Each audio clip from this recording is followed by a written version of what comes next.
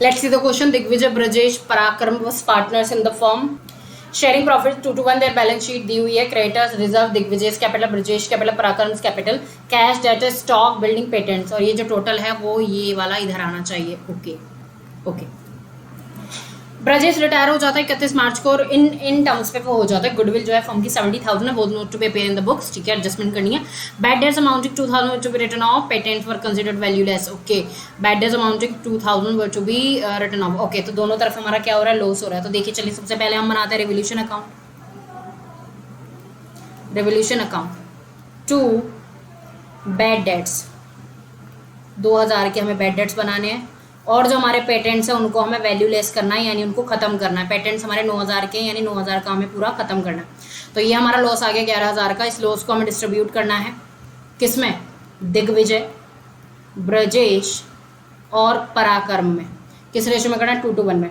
अब 11,000 को 2-1 में करेंगे तो आएगा 4400 और 2200. 2-1 5. ओके, सो 11,000.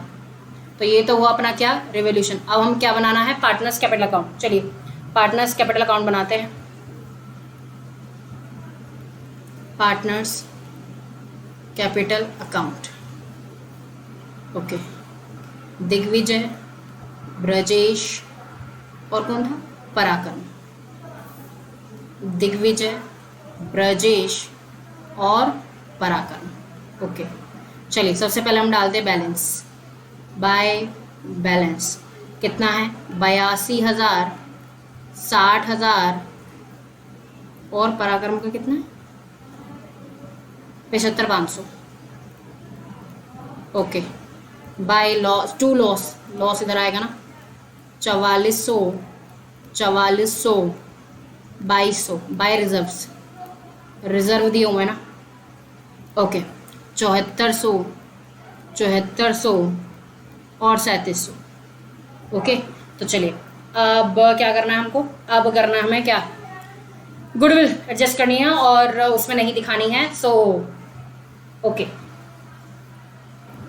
70,000 में पराक्रम का जो हिस्सा है 70,000 इंटू 1/5 वो आता है, कितना आता है, 14,000.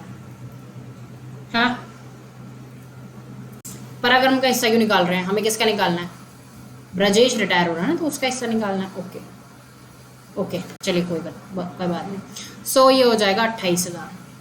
ओके, अब हमें निकालना गेनिंग रेशो. अब गेनिंग रेशो तो खुद यानी, तो गेनिंग रेशो क्या होता है, जो पुराना रेशो होता है वही गेनिंग रेशो होता है. तो ब्रजेश रिटायर होता है 2:1 और इनका क्या हो जाएगा, गेनिंग रेशो हो जाएगा. तो जब 28,000 को 2:1 में करेंगे तो हमारे पास क्या आएगा, देखिए, बाय